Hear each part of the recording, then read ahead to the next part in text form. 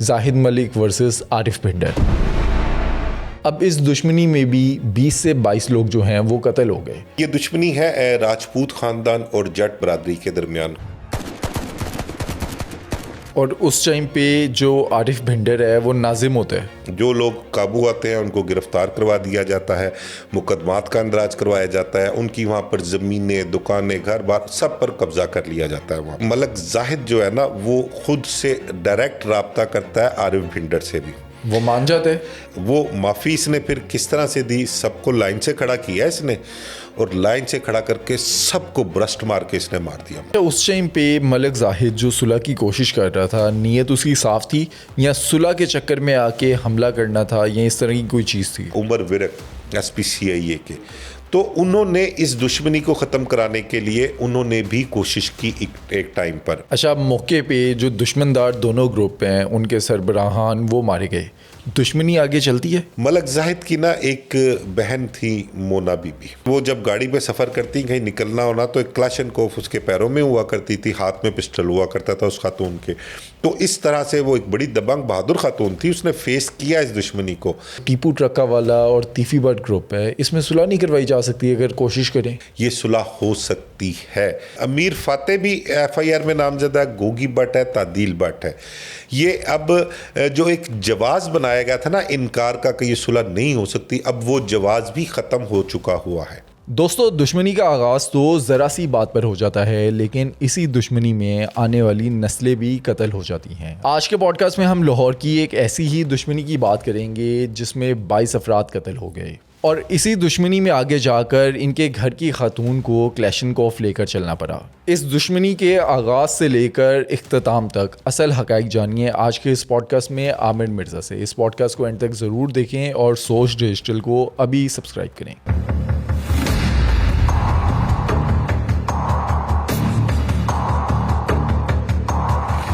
मिर्ज़ा साहब, लाहौर शहर की एक दुश्मनी जो काफ़ी मशहूर हुई, तीफी बट गोगी बट वर्सेस टीपू ट्रक्का वाला। इस दुश्मनी की भेंट कई लोग चढ़ गए। तीफी बट भी कत्ल हो गए, टीपू ट्रक्का वाला कत्ल हुआ, मीर बिलाज कत्ल हो गया। हमारी ऑडियंस को पता है कि इस दुश्मनी में क्या मामला चलते रहे। माजी की अगर बात करें, एक और दुश्मनी थी, जाहिद मलिक वर्सेस आरिफ भिंडर। अब इस दुश्मनी में भी 20 से 22 लोग जो हैं वो कत्ल हो गए। लेकिन अगर आगाज़ की बात करें, ये दुश्मनी स्टार्ट कैसे होती है, इस दुश्मनी में कब कब किस किस का कत्ल हुआ और आज इस दुश्मनी का स्टेटस क्या है? अच्छा भाट साहब, लाहौर शहर में जो दुश्मनियों की दास्तान है ना वो भरी पड़ी है। बड़ी बड़ी दुश्मनदारियां जो है लाहौर शहर में चलती रही हैं, अब से नहीं साल हा साल से, कई दहाइयों से ये चली आ रही हैं। एक सबसे बड़ी दुश्मनी अभी जो ताज़ा सोशल मीडिया की जीनत बनी रही वो ट्रक्का वाला ख़ानदान कह लें, बट ब्रादरन कह लें, तो इस दुश्मनियों को जो दो सरबराह इसको लेकर चलते थे, जो इनकी कमांड किया करते थे, उधर से टीपू ट्रक्का वाला हुआ करता था, इधर से तीफी बट हुआ करता था। अब वो दोनों इस दुनिया में नहीं है, ये दोनों ही इस दुश्मनी की नज़र हो चुके होंगे। अब इसी तरह एक दुश्मनी जिसका आपने जिक्र किया, खोकर पिंड का जो बदामी बाग का एक इलाका है बंद रोड पे, वहाँ की एक दुश्मनी है। ये दुश्मनी है राजपूत ख़ानदान और जट बरादरी के दरमियान दुश्मनी चली और बड़ी ही खूनी दुश्मनी हुई है। 20 से 22 लोग जो थे इस दुश्मनी की नज़र हो चुके होंगे। अब इनका स्टार्ट क्या होता है? ये दोनों ख़ानदान ना पहले इकट्ठे होते हैं। असल काम इनका रेत की पंदी का काम, दरिया पे जो काम होता है ना रेत की पंदी का, ये इकट्ठे इनका काम हुआ करता था, मिलजुल के काम किया करते थे ये वहाँ पर। मलक जाहिद उर्फ जादू, इसके मुतल्लक मैं आपसे स्टार्ट लेता हूँ कि इनका ताल्लुक़ जो था पत्तोकी से ताल्लुक़ था इनका। मलक जाहिद, मलक लतीफ़, इनका वालिद मलक फ़तेह, ये अपनी फ़ैमिली के साथ पत्तोकी में रिहाइश पजीर थे। ये बहुत छोटे हुआ करते थे। इनका जो नानका है ना इनका, वो इधर खोकर अपना पिंड का रिहायशी हुआ करते थे। अब इनके जो मामू थे ना मलक जाहिद के, उसके मामू कोई दुश्मनी वहाँ पर थी, कोई एक वहाँ पर अपना पीशे खां नामी शख्स था, पठान बरादरी थी, उनके साथ उसकी दुश्मनी थी। पीशे खां के मुतल्लक बताया जाता है कि शायद वो नजायज़ फरोश थे, तो वहाँ से उनकी दुश्मनी जो थी काफ़ी अरसे से चली आ रही थी। अब ये पीशे खां जो है ना, इन्होंने आरिफ मलक जाहिद के एक मामू को जो था ना उसको मर्डर कर दिया। अब उसके कत्ल के बाद पीशी खां गिरफ्तार भी हो जाता है, केस अदालतों में चलता है, उसको सज़ा हो जाती है, सज़ाए मौत होती है उसको। तो वो एक अलहदा टॉपिक है, एक अलहदा दुश्मनी है जो उनकी वो अरसा दराज से चलती भी आ रही थी और काफ़ी देर चली भी वो दुश्मनी इनकी। अब इनके जब मामू का मर्डर होता है ना, तो क्योंकि मलक जाहिद का जो वालिद था वो अपना घर का सरबराह भी था, उनका दामाद भी था, तो वो क्या करता है कि उसके मर्डर के बाद अपनी फैमिली को लेके ना यहाँ पर आकर शिफ्ट हो जाते हैं खोखर पिंड में। अच्छा, ये शरीफ लोग थे या ये बदमाश थे? कोई इस तरह की चीज़ नहीं, थी इनमें? बदमाश तो कोई नहीं थे। मलक जाहिद का वालिद एक शरीफ इंसान था। ये बच्चे थे, छोटी उम्र थी इनकी जब ये यहाँ पर बदामी बाग आके शिफ्ट होते हैं। तो वो एक मतलब कि ना मलक फ़तेह जो था, फ़तेह इनका वालिद मलक जाहिद वगैरह का, ये एक सरबराह के तौर पर या उनको सपोर्ट के लिए यहाँ पर आता है कि यार एक मेरा ब्रदर इन लॉ मर्डर हो गया है, तो पीछे मामला जो है वहाँ पर देखने होते हैं। और इनके नानकों की वहाँ पर ज़मीन भी अच्छी खासी थी, वहाँ पर ठीक थे, वो रेत के दरिया के इनकी जगह थी, ज़मीन थी, तो वहाँ पर उनका रेत की पंदी का भी कारोबार था। अब एक दूसरा ख़ानदान जो था, वहाँ पर एक आरब भिंडर जट बरादरी थी। ये आरब भिंडर की ससुराल जो थी, ये कहते हैं कि वहाँ पर खोखर पिंड में उनकी रिहाइश थी और इनका रेत की पंदी का काम हुआ करता था। वो साल हा साल मामला चलते रहे। अच्छा, इस दौरान वो पीशे खां से जो मुकदमात थे ना उनके कत्ल के मामू का, वो चलते रहे। तो उस हवाले से जो था ये कुछ थोड़ा सा बदमाशी की लाइन में मलक जाहिद और मलक लतीफ़ वगैरह इसके भाई जो थे वो पैर रखना शुरू कर दिया। अब जूँ जूँ ये जवान होते रहे तो मामला जो थे वो और संगीन सूरत इख्तियार करते गए। तो इनका जो असल मकसद, हमारा जो असल टॉपिक है, वो मेन टॉपिक तो ये राजपूत और जट बरादरी जो है इनकी दुश्मनी है। अब ये इनकी दुश्मनी जो है वो स्टार्ट कहाँ से होती है? मलक जाहिद और मलक लतीफ़, ये दो भाई हैं। ये उस दौर में ना कौंसलर लेवल के इलेक्शन हुआ करते थे। ये दोनों सियासत में हिस्सा लेते हैं और कौंसलर का इलेक्शन लड़ते हैं। और जब ये इलेक्शन लड़ते हैं ना, तो ये आरब भिंडर ग्रुप जो है, ये इनकी जानिब से दूसरी इनकी जो मुखालिफ पार्टी होती है ना, पीशे खां वगैरह, ये उनको सपोर्ट करते हैं। तो उस सपोर्ट की वजह से इनकी आपस में जो है ना मुखालफत शुरू हो जाती है। अब वो टसलबाजी, एक ही इलाके के रहायशी, कारोबार एक इनका, और जब सियासत की बारी आई तो इन्होंने जो आरब भिंडर ग्रुप की जानिब से सपोर्ट जो है वो इनके मुखालफिन की शुरू कर दी। यहाँ से इनकी जो है ना दुश्मनी की इब्तदा होती है। अब दिलों में एक दूसरे की रंजिश शुरू हो गई और जहाँ कहीं भी मौका मिलता था एक दूसरे के ख़िलाफ़ कोई भी काम हो, किसी इदारे में, पुलिस में, तो वो ये एक दूसरे के सामने जो है वो आके खड़े हो जाया करते थे। तो ये इब्तदा थी इनकी दुश्मनी की। फिर खैर आहिस्ता आहिस्ता वक्त चलता गया। फिर नाज़म के इलेक्शन होते हैं, तो मलक लतीफ़ और मलक जाहिद के जो मामू इलेक्शन नाज़म का लड़ता है, उसके मुकाबले में आरिफ भिंडर जो है वो इलेक्शन लड़ता है। तो उस इलेक्शन का जब रिज़ल्ट आता है ना, तो उस रिज़ल्ट के मुताबिक जो मलक जाहिद वगैरह है ना, इनकी तरफ से एक इल्ज़ाम लगाया जाता है कि हमारा कैंडिडेट जो था वो आरिफ भिंडर से कुल 97 वोटों से जीत चुका था। लेकिन इन्होंने क्या किया कि उस दौर का एक बड़ा मशहूर करैक्टर शाहिया पहलवान हुआ करता था, बिल्कुल ठीक है, तो उसका डेरा बाज़ार हुसन में डेरा हुआ करता था। तो कहते हैं कि वहाँ पर उसके डेरे पे बैठ के जो था ना, इस इलेक्शन का जो रिज़ल्ट था ना, उसके नताइज को तब्दील किया गया। और जहाँ मलक जाहिद का मामू जो था वो इलेक्शन जीत रहा था 97 वोटों से, तो जो रिज़ल्ट आया, जो अनाउंस सरकारी तौर पर किया गया, उसमें आरब भिंडर को 600 वोटों से जितवा दिया गया। ये उनका इल्ज़ाम था कि हमारे साथ धांधली हुई थी, और यहाँ से इनकी मुखालफत जो है वो और बढ़ती चली गई। अब मुखालफत इस हद तक बढ़ गई कि मलक जाहिद, मैंने आपको बताया कि वो एक ऐसा करैक्टर था, वो ना थोड़ा थथला के बोलता था, ज़बान उसकी थथलाती थी। तो वो बड़ा जज्बाती सा भी था, लड़ाका भी था और बहादुर भी था, जिद्दार भी था बड़ा। वो मलक जाहिद जो था ना, इसको इस चीज़ का बड़ा रंज था। अब वो उसको ना अंदर ना उसका मतलब कि मुतमईन नहीं होता था इसके बाद कि यार ये हुआ क्या हमारे साथ, धांधली हुई है। तो वो अब मुख्तलिफ उसने प्लानिंग शुरू कर दी, कभी किसी के साथ डिस्कस करता था, कभी किसी के साथ डिस्कस करता था। एंड उसने किया क्या कि वो ना यहाँ से दुबई चला जाता है। अब दुबई जाके वहाँ बैठ के प्लानिंग करता है कि हमने करना क्या है। अब वो करना क्या है, प्लानिंग का नतीजा क्या निकलता है कि वो वहाँ बैठ के ना कुछ शूटर हायर करता है यहाँ पर, और शूटर हायर करके वो आरिफ भिंडर जो है ना उस पर अटैक करवाता है। अब अटैक की नौयत क्या थी, शूटर्स को कहा क्या गया था कि भाई जान से नहीं मारना, इसको ज़ख्मी करना है।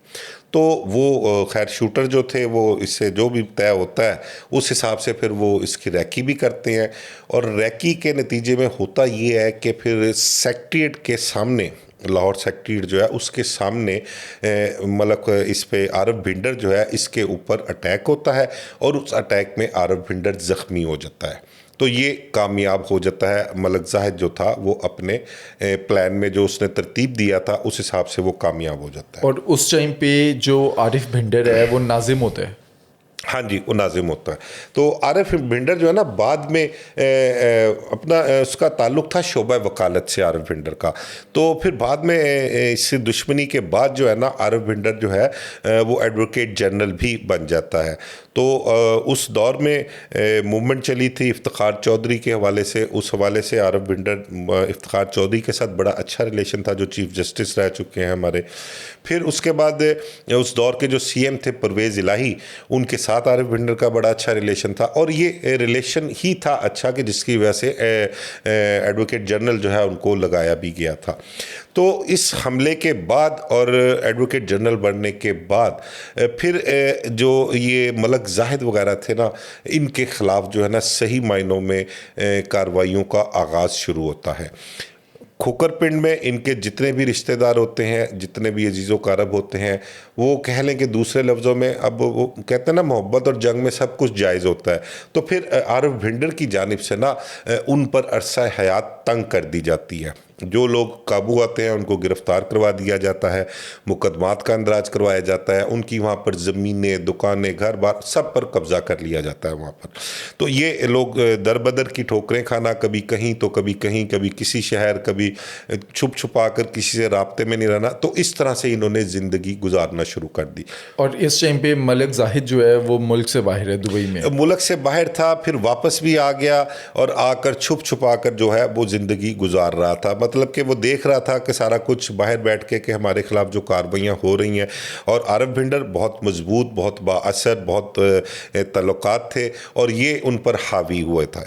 और उस की वजह से जो था मतलब कि उन सबको, मतलब जाहिद की बरादरी के जितने भी लोग थे या जो हामी थे, वो वहाँ से खोकरपिंड जो है वो छोड़ने पर मजबूर हो गए थे। कुछ गिरफ्तार हो गए, कुछ वहाँ से निकल गए। तो इस दौरान होता ये है कि जब हालात की संगीनी देखते हैं ना कि बस हमारे पास अब और कोई चारा नहीं है, तो मलक जाहिद और लतीफ़ जो हैं दोनों भाई, ये अपने दीगर बड़ों से मशवरा करते हैं, और मशवरा करके सुलह की तरफ कोशिश करते हैं कि इस मामले में सुलह हो जाए। तो इस हवाले से कोशिश भी की जाती है, बल्कि मलक जाहिद जो है ना वो ख़ुद से डायरेक्ट रब्ता करता है आरिफ भिंडर से भी। वो मान जाते हैं, आरिफ भिंडर को कॉल करता है और उससे कोशिश करता है कि भाई सुलह हो जाए, लेकिन आरिफ भिंडर जो है ना वो उस तरफ नहीं आता। अब मैंने कहा ना कि बचपन से ये ख़ानदान दोनों एक ही जगह पे थे, फैमिली के लोग एक दूसरे को बड़े अच्छे से जानते थे, घरों में आना जाना भी था, काम भी एक था। आरिफ भिंडर की जो मिसेस थी ना, अहलिया उसकी, वो उनको मलक जाहिद जो था वो बाजी कह के बुलाया करता था। तो फिर जब आरिफ भिंडर की तरफ से इनकार किया जाता है ना, फिर वो कॉल करता है आरिफ भिंडर की जो मिसेज है उनको कॉल करता है मलक जाहिद, और उनसे कहता है कि बाजी साड़ी जी ना दुश्मनी जी है और बड़ा नुकसान हो गया, तो जो नुकसान हो गया उन्होंने साइड पर रखिए, तो अगे मामला तो असी बेहतर कर लीए, तो तुसी भी भिंडर साहब को समझाओ, तो असी भी जोड़ा कोई थोड़ा जहा पिछे होने, तो सुलह वाले पासे असी जाइए, इस दुश्मनी को ख़त्म करिए, ये रखिया कुछ नहीं। अच्छा, उस टाइम पे मलक जाहिद जो सुलह की कोशिश कर रहा था, नीयत उसकी साफ़ थी या सुलह के चक्कर में आके हमला करना था या इस तरह की कोई चीज़ थी? नहीं, उसकी नीयत साफ़ थी, क्योंकि इसमें दुश्मनी में ना ये एक राह जाते ही जो ना एक दूसरे के गले में ढोल पड़ गया हुआ था। अब किसी की ज़मीन जायदाद की दुश्मनी तो थी कोई नहीं। अब इसमें एक चीज़ जो थी ना, ये जो मुखालफत का आगाज़ होता है, उस आगाज़ में ये था कि अपना ये जो एडवोकेट जनरल साहब थे थे ना आरिफ भिंडर साहब, ये रेत की पंदी के लिए ना एक चिट भेजते हैं उसको मलक जाहिद के भाई को, मलक लतीफ़ को, कि यार ये चिट भेजी है मैंने और रेत की 2 ट्रालियाँ जो है ना फ्री वो डेली मेरी जानी चाहिए। तो वो अपने बाकी की फैमिली के लोगों से भी डिस्कस करता है सारा कुछ, तो वो कहते हैं कि किस चीज़ की देवी का दी बदमाशी है, तो वो इनकार कर देते हैं। एक स्टार्ट जो है ना दुश्मनी में यहाँ से भी एक स्टार्ट हुआ था। तो वो मलक जाहिद जब आरिफ भिंडर की अहलिया से बात करता है और उनसे शेयर करता है काफ़ी देर, तो वो कहती है कि मैं कोशिश करती हूँ बात करने की, समझाती हूँ, तो वो बात भी करती है खातून अपने खावन से, लेकिन वो आरिफ भिंडर जो है ना वो तैयार नहीं होता। फिर एक स्टेज ऐसी आ जाती है तो आरिफ भिंडर ने ना एक शर्त रख देता है आरिफ भिंडर। वो क्या? वो कहता है कि जी मलक जाहिद और मलक लतीफ़ ये दोनों पेश हो जाए, सरेंडर करें, तो फिर मैं सुलह कर लेता हूँ। तो जब ये बात सामने आती है तो मलक जाहिद, ज़ाहिरी बात है वो उसने भी सियासत में भी हिस्सा लिया, उसने कुछ सियासी चीज़ें भी देखता था, फिर सारी ज़िंदगी इनके साथ उन्होंने वक्त भी गुजारा। उसने कुछ हालात को भांपा और उसको ये फील हुआ कि शायद ये हमें पेश करवा के हमारे साथ कोई मावराए अदालत जो इक़दाम है ना वो ना करवा दे। तो इस वजह से वो तो बैकफुट पर हो गए और उन्होंने ये सुलह वाला मामला जो है वो भी छोड़ दिया। अच्छा, एक ना और करैक्टर है इस दुश्मनी में, एक SSP रैंक का बंदा है कामरान यूसुफ, बड़ा अच्छा पुलिस अफसर, ईमानदार पुलिस अफसर था, प्रोफेशनल था। वो मलक जाहिद का बहनोई होता है। अच्छा, इस सुलह के लिए ना उसने कामरान यूसुफ ने भी बहुत कोशिश की, और एक हमारे लाहौर के बड़े ही मशहूर व मारूफ पुलिस अफसर हुआ करते थे उमर विरक, SPCIA के, बिल्कुल। तो उन्होंने इस दुश्मनी को ख़त्म कराने के लिए उन्होंने भी कोशिश की। एक टाइम पर जब ये बिल्कुल पीक पर थी ना दुश्मनी, उस दौरान इन्होंने बड़ी कोशिश की कि ये दुश्मनी किसी तरह से ख़त्म हो जाए। कामयाब हुए? नहीं, उस टाइम कामयाब नहीं हुए उस वक्त। अच्छा, ये रेजिस्टेंस आती किस तरफ से थी? ये इधर आरिफ भिंडर की तरफ से, उनकी तरफ से शराइत रखी जाती थी और कुछ जोम था एक ताकत का, और ये था कि क्योंकि ये मलक जाहिद वगैरह जो थे ना ये नीचे लगे हुए थे, ये सब मफरूर थे, भागे हुए थे। भिंडर, आरिफ भिंडर का जो था वो अपर हैंड था, बिल्कुल तो पावर में था। मतलब कि फैसला उसी की जानिब से किया जाना था, हाँ या ना का। तो इधर से मुसलसल इनकार ही आता रहा, इधर से सुलह की तरफ जो है वो कोई पहल नहीं की गई। कामरान यूसुफ ने भी कोशिश की, उमर विरक ने भी कोशिश की, मलक जाहिद ने अपने तौर पे कोशिश की, लेकिन वो कामयाबी किसी को नहीं मिल सकी। फिर उसके बाद इनके खिलाफ और भी कई मुकदमा दर्ज हुए। इस दुश्मनी में कई अफराद कत्ल होते रहे, कभी उधर का कोई कत्ल होता तो कभी इधर का, और ये कत्लों की तादाद आहिस्ता बढ़ते बढ़ते को 10, 12, 15 तक पहुंच गई जाके। इस दुश्मनी में कत्ल इस तरह से होते रहे। अब मलक जाहिद जो था वो इश्तिहारी था, मफरूर था। मलक जाहिद के ताल्लुकात जो थे उस दौर के बड़े बड़े तगड़े इश्तिहारियों के साथ हुआ करते थे, और बल्कि एक इतला तो ये भी थी कि ये नायब नाज़म के इलेक्शन पे खड़ा हुआ, उस ही मफरूरी के दौरान इसने कागजात भी जमा करवाए, इसके सामने कोई अपोनेंट, कोई कैंडिडेट भी नहीं खड़ा हुआ था, ये बिला मुकाबला ही नायब नाज़म मुंतखब हुआ था। एक ये भी कोई इतला इसके मुतल्लक थी। तो मैं बता रहा था कि मलक जादू के जो ताल्लुकात थे ना, एक बड़ा ही शेखुपुरे का इश्तिहारी, बड़ा नामवर तगड़ा इश्तिहारी हुआ है, उसका नाम हुआ था खान मोहम्मद उर्फ खानू विरक। ये बड़ा तगड़ा इश्तिहारी था। थोड़ा सा खान मोहम्मद के मुतल्लक आपको मैं बताऊँ ना, खानू विरक के शेखुपुरे में इसकी बड़ी ही दहशत हुआ करती थी।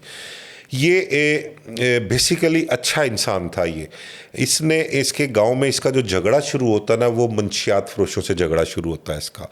ये मंशियात के ख़िलाफ़ था। वो ख़िलाफ़ इसलिए था कि इर्द गिर्द के गांव में ना लोग, नौजवान नस्ल जो है वो बर्बाद हो रही थी। इसने मंशियात फरोशों के ख़िलाफ़ ऐलान जहाद किया, उनसे झगड़ा मोल लिया, उनको मारा पीटा, भगाया वहाँ से, उनको धमकाया कि अब इर्द गिर्द के गाँव में ना, देहातों में मंशियात नहीं बिकेगी। तो उस हवाले से इसने एक अलम बुलंद किया।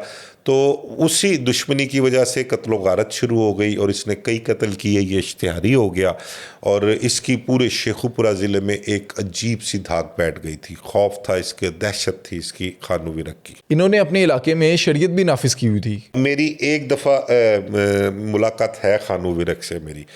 वो भी हमारे एक कोई दोस्त थे, उनका कोई मसला था, तो उस हवाले से फिर हमने इसको अपना मलक जाहिद कोई और एक हमारा दोस्त है मलक अनवर, वो मुजाहदू के बचपन के दोस्त हैं, तो उनसे रब्ता किया, उनका खानू विरक से क्योंकि इनका ताल्लुक़ था, तो खानू विरक से मुलाकात उन्होंने हमारी प्लान करवाई। अच्छा, हम चले गए शेखुपुरा खानू विरक से मुलाकात करने के लिए। तो वहाँ पर जब हमारी खानू विरक से जिन हालातों में मुलाकात हुई ना, जैसे कोई फिल्मी सीन नहीं होता, मुझे अभी तक याद है कि हमें ले जाके ना उन्होंने एक कमरे में बिठा दिया, और जिस कमरे से एक दरवाजे से हम एंटर हुए उस कमरे से, और उस कमरे का एक दरवाज़ा और भी है जो दूसरी तरफ खुल रहा है, तो हम अंदर बैठे हुए हैं, गपशप लगा रहे हैं। तो वो जो दूसरा दरवाज़ा था ना, कुछ देर के बाद वहाँ से ना हमें कोई टॉर्च बार बार जलनी और बुझ रही दिखाई दी कि कोई टॉर्च जला रहा है और बुझ रही है। तो वो आहिस्ता आहिस्ता हमारे करीब आती रही, और उस दरवाजे के करीब आके ना देखा कि एक बंदा जो है ना वो घोड़ी से नीचे उतरता है, घोड़े से नीचे उतरा है वो, और अंदर कमरे के अंदर आता है। अच्छा, वो उसको मैंने देखा ना, तो देख के मैं एकदम हैरान परेशान और हक्का बक्का रह गया मैं। कौन था वो? अच्छा, मुझे ये लगा कि शायद उमर विरक आ गया है। खानू विरक और उमर विरक की रिजेम्बलेंस बहुत थी, उसी तरह दाढ़ी उसने रखी हुई, और मतलब कि मुशाबत ऐसे कि जैसे मतलब कि हम शक्ल होते हैं, इस तरह की उसकी मुशाबत थी। तो वो कहने लो खानू आ गया, लो जी, आके उठ के मिले उससे, गले शले मिले, सलाम दुआ ली उसने। अच्छा, उसने काला सूट पहना हुआ, वो अपना गात्रा नहीं होते वो पहने हुए, और वो बैग डाले हुए, ग्रेनेड उसमें लगे हुए, एक क्लाशन इधर है, एक क्लाशन इधर है, पूरा फिल्मी गेटअप नहीं होता जिस तरह से फिल्मी सीन, वो हमें नज़र आया। खैर, उसने हालचाल पूछा, सबका सलाम दुआ, कहता कि अज खैर है कि मैं याद आ गई। उन्होंने कहा साढ़े परौने आए ने ते तन दस्या सी काम में गया। उन्होंने कहा अच्छा चलाओ फिर चलिए। वहाँ से लेके ना हमें गांव चला गया, और वहाँ एक टीले पे उसने अपना ले गया, वहाँ पर दरख्त लगा हुआ था, रात का टाइम हो गया था, तो वहाँ पे उसने कहीं से चारपाई मंगवाई, कहीं से तकिए आए, तो वहाँ पर बैठ के हमने गपशप लगाई। तो हमें नहीं पता कि कब हमारे लिए कहाँ से कोई लस्सी आ गई, चाय आ गई, और बल्कि एक बंदा आया वहाँ पर हमारे बैठे हुए, उसने आके कहा उसको, खानू विरक को, उसने कहा भा खानू ओ चाची ने ना पैगाम पे जो आया है, उन्होंने कहा है कि परौने आए ने, उन्होंने जान नहीं देना, मैं हांडी धर दी है। मतलब कि गांव के लोग इस कदर उसका रिगार्ड करते थे, उसके आने वाले लोगों का इस कदर रिगार्ड किया करते थे। अब हुआ ये था कि इसने इर्द गिर्द के देहातों में ना सबको कह रखा था कि नमाज का जब टाइम होना है ना, बेशक दुकानदार है, कोई काम कर रहे हैं, वो अपनी दुकानें खुली छोड़कर नमाज पढ़ने जाएं। किसी की दुकान पे कोई चोरी होगी तो वो नुकसान मैं भरूंगा, और लोग इस तरह करते भी थे। हमारे बैठे हुए ही एक वाक़या जो मैंने देखा, वहाँ पर हम टीले पर जो बैठे हुए थे, एक इमाम मस्जिद जो थे ना वहाँ पर, गांव की मस्जिद का, वो आया और कहने खानू पुत्र मैं तेन लभना पिया, किन्ने दिनों तो मुलाकात नहीं हुई, तो मैंने पता लगा तू आया, तो मैं तेनू मिलने वास्ते आ गया। तो इमाम मस्जिद ने उसको खानू कहा, दसो इमाम साहब की गल है? उनका पुत्र अजकल ना मस्जिद दे विच नमाजियां की हाज़री बड़ी घट हुई है। तो उसने ना गल ही निकाल के कहा कि यह बड़े बगैरत है ने, इन्हों का मैं इलाज करना। इमाम साहब तुसी ना इंज करो, कल तो ना मस्जिद के बाहर एक रजिस्टर रख दो, तो उत्थे इन्हों की सारिਆਂ की ना पिंड वाले की हाज़री लवाया करो, मैं देखना फिर केड़ा केड़ा गैर हाज़र रहता है। ये मतलब कि हमारे सामने की बात है, और मैं आई विटनेस हूँ इस चीज़ का। तो ये मेरी एक बड़ी उससे खानू से एक मुलाकात हुई है। तो इर्द गिर्द के देहातों में भी यही पोजीशन थी। वो घोड़ी पे उसने मफरूरी काटी, घोड़ी पे वो फिरा करता था, एक शहर से दूसरे शहर, शेखपुरा से निकल के गुजरांवाला चला जाना, उधर से इधर इसने लाहौर आ जाना, और ये घोड़े पे ज़्यादातर जो है ना फिरा करता था। मफरूरी इसने सारी इसी तरह से काटी है। और बाद में इसका पुलिस मुकाबला होता है। अब इसका पुलिस मुकाबला होता कब है कि मुशर्रफ दौर जो है वो आता है नया नया, इसकी मुखबरी करते हैं कुछ लोग। इसकी वालदा फौत हो जाती है, ये अपनी वालदा के जनाजे में आता है, उसकी मुखबरी कर देते हैं पुलिस को कि वो जनाजे पे आया हुआ है, तो पुलिस की वहाँ पर रेड हो जाती है। जब पुलिस की रेड होती है तो ये वहाँ से निकल जाता है। कुछ दिन गुजरते हैं, ये अपना इन्फॉर्मेशन लेता है कि मुखबरी किसने की, कौन लोग थे, क्या बना। ये सबको आइडेंटिफाई करता है कि कौन कौन लोग मेरी मुखबरी में शामिल हैं। वैसे मुखबरियाँ तो पहले भी कई दफ़ा हुई थी, लेकिन इसको तकलीफ़ इस चीज़ थी कि मेरी माँ के जनाजे पे मुखबरी की गई है, वहाँ पर पुलिस की रेड हुई है। अब कोई 8 या 9 लोग जो थे ना वो आइडेंटिफाई होते हैं, वो इसकी बरादरी के ही लोग थे, गांव के लोग थे। अब ये उन 8-9 लोगों को क्या करता है कि खाने के लिए बुलवाता है, बुलवा के उनका खाना रखता है, उनकी दावत करता है और बड़े अच्छे तरीके से गुफ्तगू करता है और फिर उनसे पूछता है कि यार तुमने ये काम क्यों किया। वो मानते हैं, उनको मनाता है और वो सारे इसके पैरों पे पड़ जाते हैं, इससे माफ़ी मांगते हैं कि खानू पुत्र साढ़े को गलती हो गई, सानू माफ़ करते हैं। वो माफ़ी इसने फिर किस तरह से दी, सबको लाइन से खड़ा किया इसने और लाइन से खड़ा करके सबको ब्रस्ट मार के इसने मार दिया मौके पर उसने।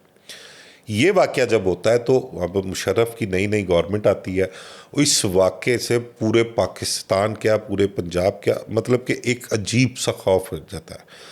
अब वो नोटिस लिया जाता है हुकूमती सतह पर, वो कहते हैं खानू केड़ा हैगा भाई, केड़ा जरा लैंड सर खिलार के 8-9 बंदे मार देते ने। वो खैर सारी रिपोर्ट दी जाती है हुकूमती सतह पर, वो फिर इसके मतलब जो है ना प्लान कर लिया जाता है और वो किसी तरह से भी जो है वो कहते हैं कि भाई इसका कला कमा करना है, इसका खात्मा करना है। वो फिर हमें इतला मिलती है कि एक मरतबा एक पुलिस इनकाउंटर में खानू विरक जो है वो भी मार दिया जाता है।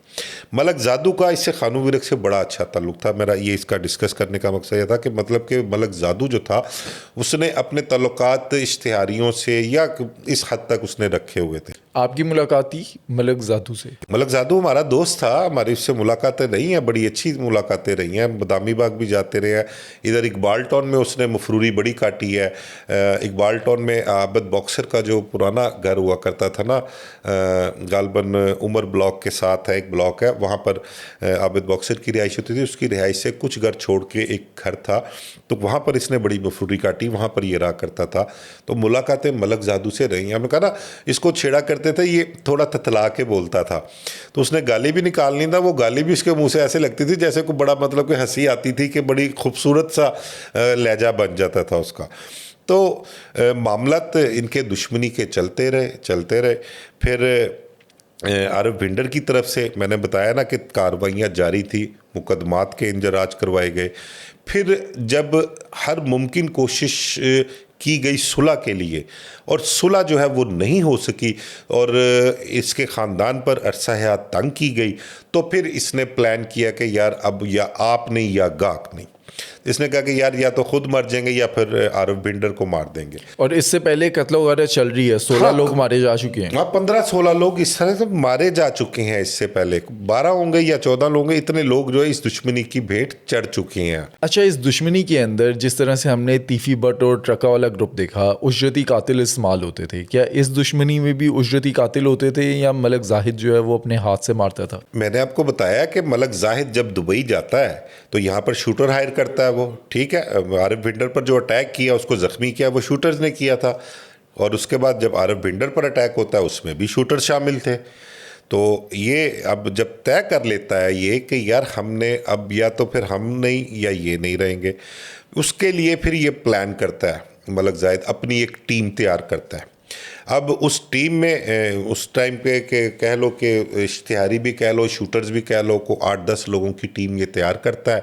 और इसके लिए आरिफ भिंडर की मैं आपको बताऊं, रिहाइश ये लाहौर में वारिस रोड का इलाका है, जेल रोड से मुलाका, वहाँ पर रिहाइश हुआ करती थी। और जब ये एडवोकेट जनरल बन गया, प्लस इनकी दुश्मनी थी, उसकी वजह से सिक्योरिटी बहुत मतलब कि टाइट थी और अच्छी खासी सिक्योरिटी मिली हुई थी इनको। आरिफ भिंडर साहब अपने घर से निकलते हैं, डेली रूटीन होती है, निकल के इधर आते हैं मजंग गंगाराम हॉस्पिटल वाली साइड पर, उस रोड से निकल के इन्होंने कोर्ट जाना होता है। और बीच में इनका कोई भांजा बेटा या एक भाई इनका टीएमओ हुआ करता था, तो वो टीएमओ फिरोज वाला हुआ करते थे। ये एक ही गाड़ी पर निकलना इन्होंने, या कभी अलग-अलग भी जाते थे। तो वो इनका भाई इनको कोर्ट छोड़ के, आरिफ भिंडर को, बच्चे को स्कूल छोड़ के, तो खुद अपना आगे फिरोज वाले चले जाया करते थे। 2 मरतबा मलक जाहिद ने अपनी टीम के साथ जो है ना वहाँ पर इनका नाका लगाया, इनका इंतज़ार किया, लेकिन वो क्योंकि एक रूटीन थी ना, डेली इन्होंने सुबह निकलना होता था, लेकिन वो उन 2 मरतबा वहाँ पर नहीं निकले या नहीं आए, या उनको कुछ पता लग गया था, मे भी ऐसी कोई बात हो, तो वो इनका जो है ना अपना मलक जाहिद वगैरह की दाल नहीं गल सकी। तो फिर 2007 की बात है, गालबन सर्दियों के दिन थे। 2007 में ये जो है ना जब तीसरी दफ़ा वहाँ पर वारिस रोड के बाहर क्वींस रोड पर नाका लगाते हैं ना, तो आरिफ भिंडर अपने भांजे और अपने भाई के साथ जो है ना वो निकलते हैं गाड़ी पे। पुलिस स्कॉट साथ होता है, मोटरसाइकिल वाले पुलिस वाले साथ होते हैं और एक सरकारी गाड़ी होती है। ये वहाँ से निकलते हैं, जैसे ही कोई वारिस रोड से क्वींस रोड पर चढ़ने के लिए टर्न लेते हैं ना टूवर्ड्स अपना गंगाराम हॉस्पिटल, तो एकदम ही भरपूर हमला जो है मलक जाहिद अपने साथियों के साथ इन पे करता है। उस हमले में होता क्या है कि आरिफ भिंडर, उनका भांजा, भाई उनका जो टीएमओ था और प्लस 4 पुलिस वाले जो हैं उनकी डेथ हो जाती है ऑन द स्पॉट ही। जो आगे पुलिस वाले जा रहे होते हैं ना, मोटरसाइकिल पे होते हैं, वो जब अटैक होता है ना तो वो पुलिस वाले आगे गुजर जाते हैं मोटरसाइकिल वाले से, वो मोटरसाइकिल आगे जाके रोकते हैं। तो अटैक या कह लें कि अटैक के बाद जो मलक जाहिद की पोजीशन होती है ना, वो उसके अंदर किस कदर नफरत होती है या किस कदर उसको गुस्सा होता है कि उसको पता है कि मैंने अटैक किया, मेरा अटैक कामयाब हो गया, लेकिन उसकी तसल्ली नहीं होती। फिर क्या करता है? वो क्या करता है कि मोटरसाइकिल पर फरार होने लगता है साथ बैठ के अपने साथी के। एक कोई जिब्रान उर्फ जोजी, जिसके साथ ये 125 पर मलक जाहिद बैठा हुआ था, ये वहाँ से मोटरसाइकिल से उतर के ना फरार होने के लिए ये उस गाड़ी पे आता है जिस गाड़ी में आरिफ भिंडर मौजूद था, ये देखने के लिए कि ये कहीं जिंदा तो नहीं रह गया, इसमें कोई सांस तो नहीं बचे हुए। ये तसल्ली करने बिल्कुल उसकी गाड़ी पे जाता है। तो जो हमारी इतलात थी ना, जो हमें पता लगा था, जो पुलिस अफसरान का कहना था कि वो जो मोटरसाइकिल पुलिस वाले आगे निकल गए थे ना, वो वहाँ से फायर करते हैं और वो फायर जो है इसको मलक जाहिद को लगते हैं, तो इसकी भी ऑन स्पॉट जो है डेथ हो जाती है। जब इसकी डेथ हो जाती है, इसको गोलियां लगती हैं, तो इसके जो बाकी साथी थे ना वो वहाँ से फरार हो जाते हैं। अच्छा, मौके पे जो दुश्मनदार दोनों ग्रुप हैं उनके सरबराहान वो मारे गए, दुश्मनी आगे चलती है? मैं आपको बताता हूँ ना ये दुश्मनी आगे किस तरह से चली, कैसे चली। इन दोनों की वहाँ डेथ हो जाती है। अब पहले आपको ये बताऊं कि मलक जाहिद की डेथ के वाले से कुछ एक इतला ये भी आई, लेकिन उसकी तस्दीक नहीं हो सकी। इतला ये आई कि जो वो जिब्रान उर्फ जोजी था ना, जिसके साथ साथी जो मोटरसाइकिल पे आया था, वो इसने मलक जाहिद ने अपनी क्लाशनकोफ उसको पकड़ाई और ये देखने गया वहाँ पर, और इस दौरान मलक जाहिद पर अटैक होता है, वो मर जाता है। अच्छा, एक इतला ये थी कि वो जो जिब्रान था ना, और इस अटैक में एक कोई उस्मान नामी था, एक मानी था, एक इकबाल मीर करैक्टर था, जो इस बाद में ना वादा माफ गवाह भी बना इस केस में, तो वो भी मैं आपके साथ अभी करता हूँ शेयर। तो इतला ये आई थी जो कुछ लोगों का कहना था, प्राइवेट लोगों का जो कहना था, उनका कहना था कि ये जिब्रान और इकबाल मीर वगैरह जो थे ना, ये उस दौर का एक तनवीर खकवानी हुआ है, स्टूडेंट लीडर कहते हैं, ये उसकी टीम के लोग थे। और इन लोगों का ताल्लुक जो था इकबाल मीर का और जिब्रान का, जिब्रान उर्फ फौजी, ये इस साहब पुलिस एहलकार रह चुका है, भगोड़ा था पुलिस महकमे पुलिस से, इनका ताल्लुक था वो मैंने स्टार्ट में आपसे जिक्र किया पीशे खां वगैरह जो थे, बिल्कुल उनके साथ इनका ताल्लुक था। और ये कहा जा रहा था कि शायद वो पीशे खां ने इन दोनों को प्लांटेड करके मलक जाहिद के साथ अटैच किया है। और ये भी इतला थी कि लोग ये भी कह रहे थे कि मौके पर मलक जिब्रान ने फायरिंग करके इसको मलक जाहिद को मारा, लेकिन इस चीज़ की तस्दीक नहीं हो सकी, किसी पुलिस अफसर ने इसको ऑन नहीं किया। मलक जाहिद को जो अटैक किया था मलक जाहिद पर, वो पुलिस वाले ने ही अटैक किया था, उसी की फायरिंग से मलक जाहिद मौके पर मारा गया था। अच्छा, अब दोनों ग्रुपों के राजपूत बरादरी का मलक जाहिद था जो दुश्मनी को लेकर चल रहा था, उधर से आरिफ भिंडर था, दोनों की डेथ हो जाती है। अब इसके बाद आरिफ भिंडर का एक भाई है आसिफ भिंडर, वो बच जाता है, और दूसरी साइड पर मलक लतीफ़, मलक जाहिद का भाई। अब ये दोनों इन मामलात को लेके चल रहे होते हैं। मलक लतीफ़ जो है वो जाहिरी बात है मफरूर है, मुल्क से बाहर चला जाता। अब पीछे होता क्या है कि जो केसेस थे, जो मामलात थे, अब ये आरिफ भिंडर वाला जो वकूआ होता है ना, इस वकूए में जब बात खुलती है कि कौन कौन लोग शामिल थे, शूटर कौन थे, इश्तिहारी कौन, तो इकबाल मीर जो है ना, एक करैक्टर मैंने आपसे जिक्र किया, वो पकड़ा जाता है, वो गिरफ्तार हो जाता है। इकबाल मीर के साथ बाकी भी और लड़के जो हैं वो भी गिरफ्तार हो जाते हैं। और जो ये जिब्रान, जिसको एक मुतनाज़ा करैक्टर है ना, जो भगोड़ा था महकमा पुलिस से, इसके मुतल्लिक बताया गया कि ये यहाँ से निकल के रावी रोड एक घर में जाता है, वहाँ कुछ रोज़ रहता है, वहाँ से निकलने के बाद ये एक सियालकोट चला जाता है, कोई अली नामी शख्स था, उसके पास जाके ये वक्त गुजारता है। तो जो मैंने एक इसका मुतनाज़ा किरदार बताया ना कि शायद मलक जाहिद पर फायरिंग इसने की थी, उस हवाले से ये भी कह रहे थे कि ये जिब्रान जो है ना सियालकोट से फिर पीशे खां वालों के पास आता है और उनसे पैसे लेने आता है, क्योंकि उन्होंने मलक जाहिद के साथ इनको प्लांट किया हुआ था, अटैच किया था। तो उस हवाले से पैसे इसने पठानों से लेने थे, वो पैसे लेने आता है। और उसके बाद से जो जिब्रान उर्फ जोजी है, आज तक उसका कहते हैं कुछ नहीं पता लगा। कहा यही जाता है कि शायद उसको पठानों ने जिब्रान को मार दिया, मार के उसकी लाश को छुपा दिया, दफना दिया, दरिया बुर्द कर दिया, लेकिन उसका आज तक कहीं कुछ पता नहीं लग सका कि वो कहाँ गया। अब आ जाए जो लोग किरदार पकड़े गए हैं। इकबाल मीर पकड़ा गया और दूसरे लोग पकड़े गए। मैंने आपसे जिक्र किया था कि मलक जाहिद का एक बहनोई था कामरान यूसुफ, जो SSP था। बिल्कुल। अब इस दुश्मनी के दौरान ना आरिफ भिंडर, अभी ये वकूआ नहीं हुआ था, उससे पहले की मैं आपको बात बताऊं कि आरिफ भिंडर को ये था कि शायद कामरान यूसुफ जो है ना, वो इस दुश्मनी में मलक जाहिद वगैरह को सपोर्ट भी करता है। तो उस हवाले से काफ़ी कामरान यूसुफ के ख़िलाफ़ भी एक्टिविटी काफ़ी रही। और फिर होता ये है कि एक जो है ना, एक प्लान किया जाता है इधर आरिफ भिंडर ग्रुप की तरफ से कि कामरान यूसुफ की सिपारी शूटर्स को दी जाती है। कामरान यूसुफ ने लाहौर से किसी दूसरे शहर में होता है और जो शूटर्स थे उनमें एक कोई गुजरांवाले से ताल्लुक़ था किसी शूटर का, वो इश्तिहारी भी था, उसको भी शामिल किया जाता है। 3 शूटर्स थे वो कोई। तो अब जब उनको जगह दिखाई जाती है ना कि कामरान यूसुफ ने निकलना कहाँ से है, वो गालिबन गुजरांवाला में कोई ऑफिस था उसका, वहाँ से निकलना था उसने, और उसके सामने कब्रिस्तान था। उस कब्रिस्तान में शूटर जो थे उन्होंने थड़ा मारा हुआ था, नाका लगाया हुआ था कामरान यूसुफ का। तो खैर उस दिन तो कामरान यूसुफ उनके काबू नहीं आ सका, नहीं निकला। अब जो वो गुजरांवाले का इश्तिहारी था ना शूटर, उसका ताल्लुक होता है एक किसी थानेदार से, लाहौर का, बता देते हैं। लाहौर का थानेदार था वो।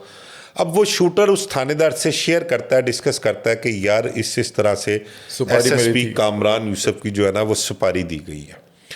तो वो बड़ा हैरान परेशान होता है। तो वो उस शूटर को लेके ना लाहौर आ जाता है और लाहौर आके उस वक्त के CCPO जो थे गालिबन कैप्टन अमीन वैंस, वो CCPO लाहौर थे।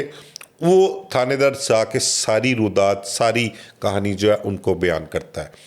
तो फिर अच्छा, इस दौरान वो बाकी के जो शूटर थे वो तो अपने मिशन पे थे, वो तो इसी ताक में थे कि कब कामरान यूसुफ हमारे सामने आए या हमें मिले तो हम अपना काम पूरा करें। अमीन वैन साहब कामरान यूसुफ को कॉल करते हैं और उसको पूछते हैं कि तुम किधर हो। वो कहता है सर मैं लाहौर की तरफ आ रहा हूँ। तो वो उसको मना करते हैं कि तुम लाहौर ना आओ, यहीं से तुम वापस हो जाओ और जाके ऑफिस बैठो, अगली बात मैं तुम्हें बाद में करूँगा। वो खैर बाद में पता लगता है कि ये वाक़या हुआ और इस तरह से शूटर्स ने, तो वो खैर उन शूटर्स के मुतल्लक फिर ये होता है कि उनको वहीं गुजरांवाला में राउंड अप किया जाता है, उनकी गिरफ्तारी होती है और उन शूटर्स को पुलिस इनकाउंटर में मार दिया जाता है गुजरांवाला में। ये कामरान यूसुफ के ख़िलाफ़ जो है एक काम भी हुआ। अब उसके बाद जब ये आरिफ भिंडर वाला वकूआ होता है ना, तो उसके बाद जो वादा माफ गवाह बनता है इकबाल मीर, वो ये वादा माफ गवाह किस में बनता है कि कामरान यूसुफ जो था ना, उसने हमें असला फराहम किया, हमें लोग फराहम किए या हमें यहाँ तक पहुँचाने में। कामरान यूसुफ फिर उसके बाद गिरफ्तारी भी उनकी हुई, जेल भी देखना पड़ी उन्हें, और बड़ी मतलब कि उन्होंने पी काटी इस मामले में। कोई ताल्लुक था कामरान यूसुफ का इस दुश्मनदारी में, कत्लो गारत में? अब अजीजदारी, रिश्तेदारी का मतलब ये तो नहीं होता कि उनका ताल्लुक जराइम में भी साथ, ठीक है। अब दुश्मनी की वजह से कोई बंदा अपनी रिश्तेदारी भी नहीं छोड़ सकता। अब ताल्लुक वास्ता मेल मिलाप हो तो रात जाते ही जो है ना अगले के गले में कोई ना कोई इल्ज़ाम डाल दिया जाता है। मैं कामरान यूसुफ को ज़ाती तौर पर जानता हूँ, मेरी मुलाकातें भी रही हैं उनके साथ, बल्कि हमारे एक दोस्त हैं आजकल वो DIG हैं, उनके वो बैचमेट हुआ करते थे, उनकी वजह से हमारी कोई थोड़ी बहुत उनके साथ कुर्बत थी।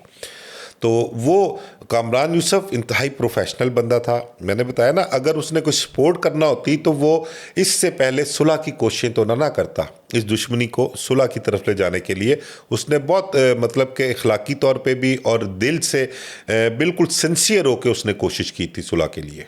आरिफ भिंडर की मौत के बाद आरिफ भिंडर वाला जो ग्रुप था उसको लीड कौन कर रहा था, कौन मामलात को लेकर चल रहा था? आरिफ भिंडर का भाई आसिफ भिंडर जो था वो मामला को लेके चल रहा था। अब आरिफ भिंडर के बाद ना, मैंने बताया वो वादा माफ गवाह बन गया, इसको अपना कामरान यूसुफ को जो है इनको गिरफ्तार भी किया गया, जेल भी चले गए, बड़ा फेस किया। फिर एंड तकरीबन आला अदालतों में जाके वो जो एक वादा माफ गवाही में बयान दिया गया था ना, वो झूठा भी साबित हुआ। वो उस इल्ज़ाम से जो है वो बरी भी किया गया कामरान यूसुफ को। फिर वो दोबारा अपनी नौकरी पे भी आए और उन्होंने अपने मामला जो है वो देखे, और बाद में बेचारा अल्लाह पाक उसको गरीक़े रहमत करे, एक ट्रैफिक हादसे में ना उसकी कामरान यूसुफ की डेथ हो गई थी। तो वो एक अच्छा इंसान था, प्रोफेशनल बंदा था, ईमानदार बंदा था, अल्लाह पाक गरीक़े रहमत करे। अब आते हैं दुश्मनी की तरफ ही। जब ये वकूआ आरिफ भिंडर वाला होता है ना, उसके बाद केसेस जो हैं वो चल रहे होते हैं अदालतों में। मलक लतीफ़ जो है वो मफरूर होता है। अब क्योंकि मुकदमा दर्ज होता है आरिफ भिंडर की जानिब से, ये अभी भी हावी होते हैं। मलक जाहिद की ना एक बहन थी मोना बीबी। अच्छा।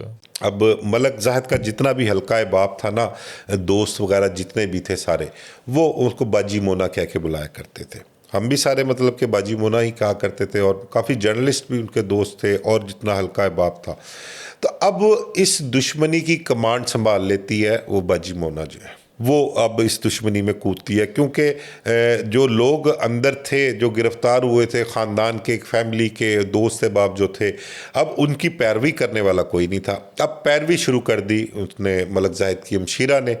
अब वो हमशीरा ने जब पैरवी शुरू की, थाने कचहरी अदालतों में आना जाना, जेल आना जाना, तो उसके लिए उन्होंने सिक्योरिटी गार्ड भी रख लिए, अपने गनमैन रख लिए। बल्कि गनमैन क्या रख लिए कि वो जब गाड़ी पे सफ़र करती, कहीं निकलना होना, तो एक क्लाशनकोफ उसके पैरों में हुआ करती थी, हाथ में पिस्टल हुआ करता था उस खातून के। तो इस तरह से वो एक बड़ी दबंग बहादुर खातून थी, उसने फेस किया इस दुश्मनी को, और मामला जो हैं वो अदालतों में लेके चल रही थी। जब मामला जो थे वो आहिस्ता आहिस्ता सुलझने शुरू हुए, और देखा कि हमें इधर भिंडर ग्रुप की तरफ से कि उस खातून की तरफ से उनको बड़ा टफ टाइम दिया जा रहा है, और वो मामला सुलझाने में कामयाब होती जा रही है आहिस्ता आहिस्ता। तो ये प्लान क्या करते हैं, उसका मोना का जो है मर्डर, बाजी मोना का मर्डर वो प्लान कर लेते हैं ये। और फिर होता है कि बदामी बाग लाहौर का इलाका है, वहाँ पर रेलवे फाटक है, और उसके फाटक के पास जो है फिर ये अपना नाका लगाते हैं, और ये बंदे भेजते हैं, अपने शूटर्स कह लें उनको, या अपने लोग कहते हैं, वो भिजवा कर उस पर अटैक करवाते हैं। तो वो बाजी मोना जो है वो भी अपने 2 गनमैन के साथ वहाँ पर उस हमले में मारी जाती है वहाँ पर। तो ये एक मतलब कि उस दुश्मनी के बाद एक ये भी इंसिडेंट जो है ना वो सामने आया आरिफ भिंडर पे अटैक के बाद। अब जब ये एक काम होता है तो इसके बाद फिर एक खौफ की फ़िज़ा जो है ना दोनों ग्रुपों में कायम हो जाती है, और इंतज़ार में होते हैं कि अब शायद आरिफ भिंडर ग्रुप के ख़िलाफ़ जो है वो कोई कार्रवाई होगी, कोई अटैक होगा, अब उनके लोग जो हैं वो मारे जाएंगे। लेकिन इसके बाद जो मामला चलते हैं ना दोनों बरादरियों की जानिब से प्लस पुलिस अफसरान की जानिब से, मैंने बताया उमर विरक की जानिब से कोशिश की जाती है कि दोबारा इसकी जो है ना सुलह उसकी कोशिश की जाए। उसके लिए फिर बातचीत का सिलसिला जारी होता है, कई संगतें होती हैं, कई महफ़िलें होती हैं इस हवाले से कि भाई वहाँ पर इसको डिस्कस किया जाता है, और कहते हैं कि यार जो जिसका नुकसान होना था वो हो गया, इधर से इतने लोग मारे गए हैं, इधर से इतने लोग मारे गए हैं। दोनों दुश्मनियों को जो सरबरा जो दुश्मनियों को लेकर चलते थे वो भी अब इस दुनिया में नहीं रहे। अब दोनों ख़ानदानों के आगे बच्चे हैं, कम से कम वो अपनी जो है ना आने वाला मुस्तकबिल सिक्योर कर लें, और इस दुश्मनी को जो है वो ख़त्म किया जाए, सुलह हो जाती है। अब इसमें वो कामयाबी भी होती है उनको, और वो लोग कामयाब भी होते हैं। मलक लतीफ़ इधर से, और इधर भिंडर के ग्रुप की तरफ से आसिफ भिंडर जो उसका छोटा भाई था आरिफ भिंडर का, इन दोनों के दरमियान बैठ के को मुलाकात करवाई जाती है, और तय किया जाता है कि इन दोनों को उम्रे की अदायगी के लिए भिजवाया जाए। अच्छा। ये वहाँ जाते हैं खाना काबा, वहाँ पर बैठ के उम्रा भी करते हैं, इनकी मुलाकात होती है, और कुछ लोग भी शामिल होते हैं। वहाँ बैठकर एक दूसरे के गिले शिकवे, नफ़रतें, कदूरतें, जितनी भी रंजिशें थीं उनको दूर किया जाता है, और इस चीज़ का अहद किया जाता है वहाँ पर उस पाक जगह पर, उस मुअज़्ज़ज़ जगह पर, वहाँ पर ये अहद करते हैं कि जो कुछ हो गया वो सब यहीं पर ख़त्म करके जाएंगे, दिल में कोई रंजिश नहीं, कुछ नहीं लेके जाएंगे। तो इसको ख़त्म करके हम दोबारा से एक ख़ानदान की तरह मिलजुल कर जो है वो रहेंगे। वहाँ पर ये होकर आते हैं, वहाँ ये सारा कुछ तय भी होता है इनका, और तय होने के बाद ये वापस पाकिस्तान आ जाते हैं, लाहौर आ जाते हैं। फिर उसके बाद SPCI जो उमर विरक थे उस दौर में, वो क्या करते हैं कि वहीं खोखर पिंड में बदामी बाग में मलक लतीफ़ का एक फार्म हाउस है, वहाँ पर एक कट रखते हैं, लोगों की एक बड़ी तादाद इकट्ठी करते हैं, दोनों बरादरियों के लोगों को इकट्ठा करते हैं, बड़ों को, बुज़ुर्गों को, फैमिली के लोगों को, वहाँ पर उनका खाना भी किया जाता है और वहाँ पर फिर इस चीज़ का ऐलान किया जाता है या अनाउंस किया जाता है कि आज से इन दोनों ख़ानदानों के दरमियान सुलह हो चुकी हुई है, जो कुछ हो गया, जिसका जितना भी नुकसान हुआ वो उसको ख़त्म किया जाए, उसको बिल्कुल दफन किया जाए और वहाँ से फिर इनकी जो सुलह वो कंप्लीट होती है। और आज भी जो ये दोनों ख़ानदान हैं, रेत की पंदी का कारोबार इकट्ठे कर रहे हैं वहाँ पर आज भी।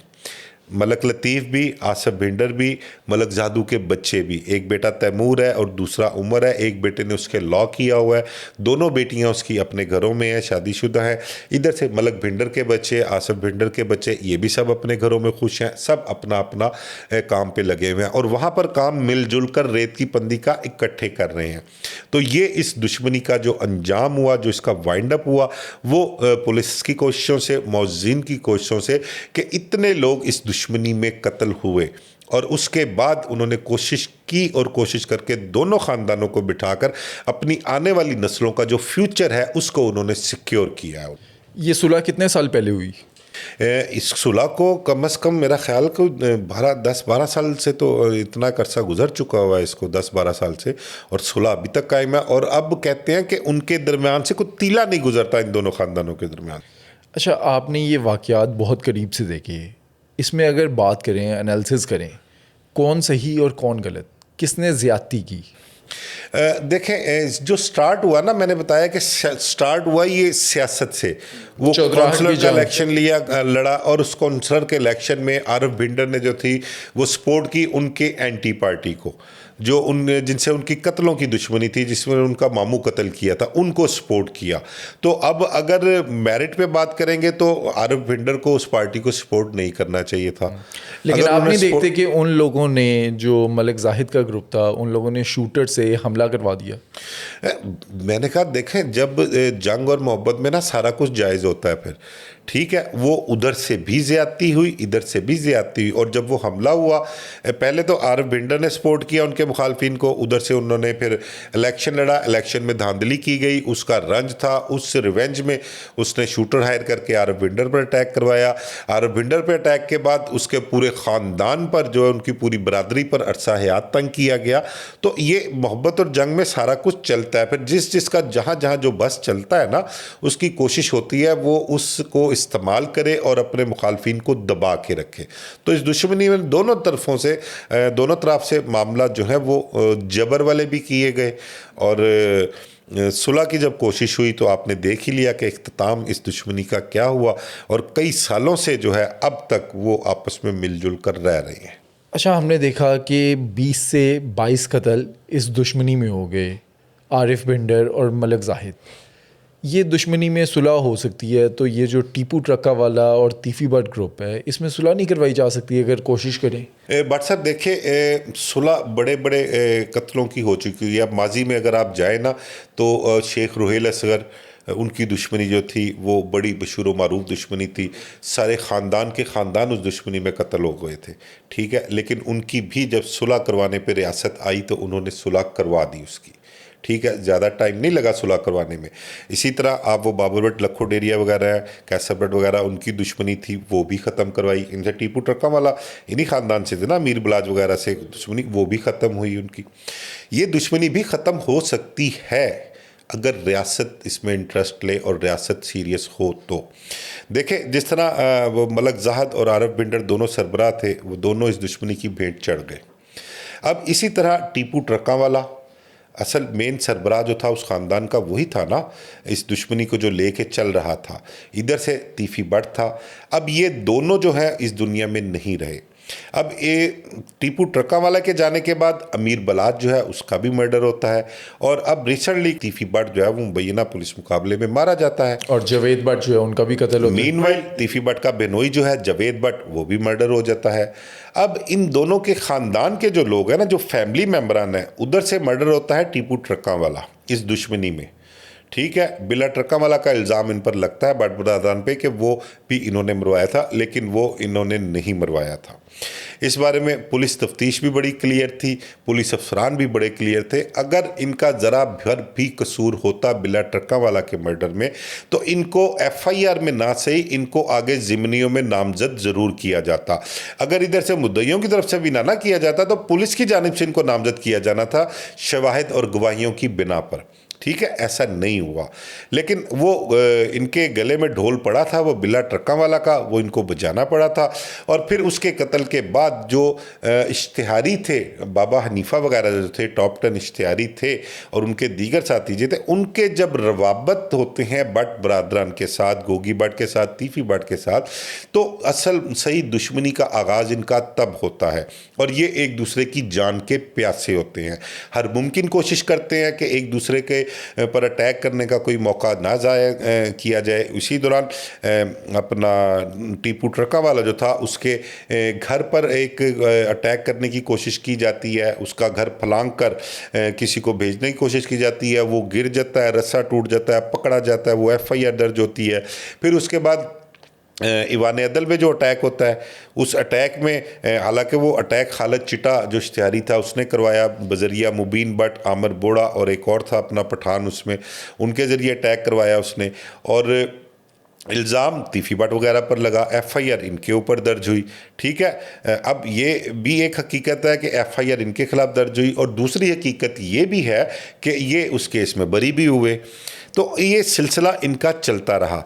2010 में एयरपोर्ट पर टीपू पर अटैक हुआ, उसमें पुलिस ने गुनहगार लिखा तीफी बट को, ठीक है, और वो अदालतों से बरी भी हो गया। फिर ये भी एक हकीकत है। देखें, ये इनकी दुश्मनी चली आ रही थी। अब टीपू ट्रका वाला के मरने के बाद इनकी जो बच्चे थे टीपू ट्रका वाला के, वो उसकी मिसेस जो है वो उनको लेके बाहर चली जाती है, काफ़ी अरसा साल नहीं आते, वहीं पर उनकी एजुकेशन जो है वो भी करवाई जाती है। जब ये वापस आते हैं तो वापस आकर फिर सुलह का एक दौरा शुरू होता है और उस दौरान तीफी बट की अमीर बलाच से गुफ्तगू टेलीफोन पर भी होती है, बल्कि ये भी कहा जाता है कि अमीर बलाच की वालदा से भी तीफी बट की जो गुफ्तगू 1-2 मरतबा हुई है फ़ोन पर, और तीफी बट को बलाच जो है वो अंकल कह के मुखातिब किया करता था। ये गोगी बट ने जो है प्रेस कॉन्फ्रेंस में बरबला कहा कि उस वक्त तो बड़ा अंकल अंकल करके बातें हुआ करती थी। तो ये एक सिलसिला चलता रहा, लेकिन ख़राबी जो होती है वो फिर एहसन शाह जैसे किरदार बीच में आ जाते हैं, उनकी वजह से ख़राबी पैदा हो गई। उन्होंने जो गुफ्तगू इधर की थी वो एज़ इट इज़ वहाँ पर पहुँचानी, तो फिर उसके नतीजे में होता ही है कि अमीर बलाच मर्डर हो जाता है। तीफी बट के अपना मुकाबले से पहले जब तीफी बट दुबई में था तो एक सुलह की कोशिश दोबारा की जाती है। उस सुलह के लिए रियासत और हुकूमत एक पेज पे थी और सीरियस थे सुलह के लिए। मसला कहाँ आता है? देखें, मसला आता है कि इधर से आप कह लें कि कैसर बट पर और जो अपना अमीर फाते था उसके खिलाफ नामजद FIR दर्ज होती है जावेद बट के कत्ल की। हाँ बिल्कुल ठीक है।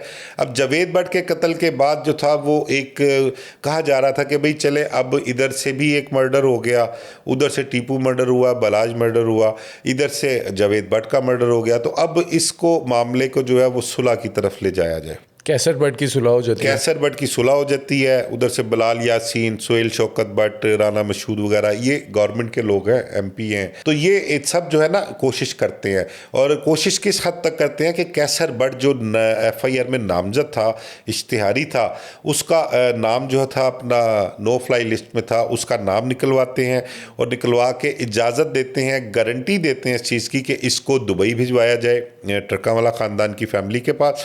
वो उनसे बात करेगा जाके, क्योंकि कैसर बट बहुत क्लोज था उनके, और अपना अमीर बलाच के कत्ल के बाद बहुत खुला कर बट बरादरान के ख़िलाफ़ वो सामने भी आया था। तो इस वजह से उनका कि ये ही उनसे जाके बात करेगा, ये उनको कायल करेगा, तो इसको बाहर दुबई भी भिजवाया गया। मतलब कि गवर्नमेंट की सीरियसनेस की मैं आपको बात बता रहा हूँ कि सीरियस इस हद तक थी गवर्नमेंट। तो ये वहाँ पर गया भी, और वहाँ पर जब जाते हैं तो ट्रका वाला ख़ानदान ने अपने नंबर बंद कर दिए, इनसे रब्ता नहीं किया, इनको मिले तक नहीं वो। तो तो ये खैर मायूस होकर वापस आ गए।